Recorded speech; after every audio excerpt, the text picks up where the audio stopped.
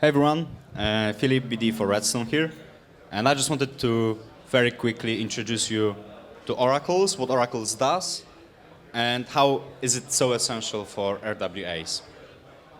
So first of all, I wanted to do a quick roundabout RedStone. So a couple of words about us. We raised 50 mil round last year. We launched a token this year. We're listed on all major exchanges basically, including Binance, Coinbase, whatever. We've captured the RWA narrative pretty early on. Since we launched our research arm in 2023, the RWA report was actually one of the first ones we did. And it was, I think, the most comprehensive report back then, which included basically every single RWA protocol out there. It's interesting because yesterday when I was just preparing this slide, I looked back at it and I'm like, whoa, so many more RWAs are out there these days. It's insane. We like to call ourselves that we're powering the RWA summer that is coming up because the narrative is getting stronger and stronger. You can see more and more protocols capturing the narrative, more and more institutional players, and in general, like clarity on the institutional side for RWAs is gearing up. And as you can see, we're a pretty small team, mostly Polish guys, and we just enjoy what we're doing at RedStone. So now, why do you need an oracle, right?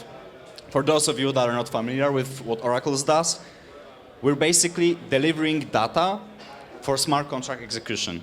What it means, if you want to build any kind of DeFi primitive on your chain, let's say any kind of lending market or money market or pair protocol comes to Plume Network, it does require Oracle for it to work because it needs to know the price of the assets, right? When it wants to loan lending or whatever.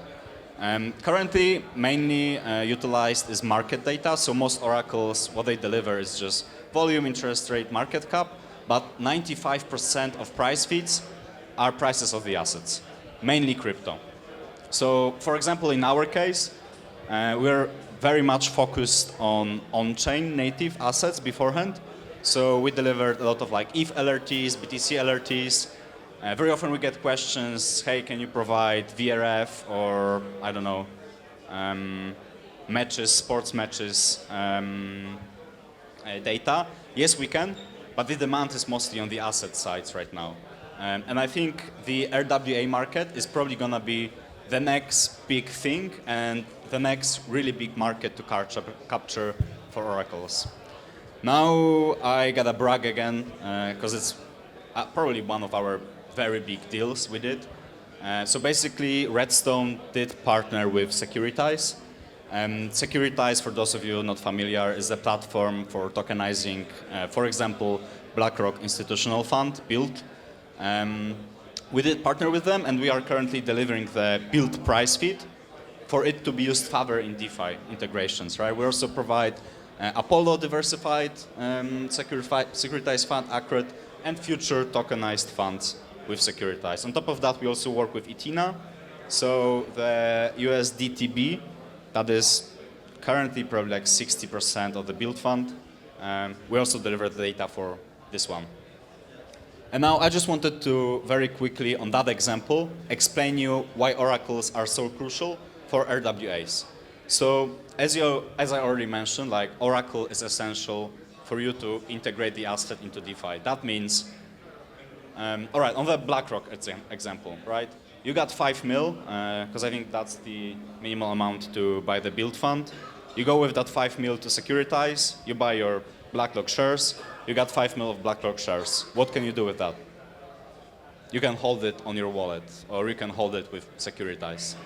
Now, basically, if you want to do anything else except for holding, you need an oracle, right?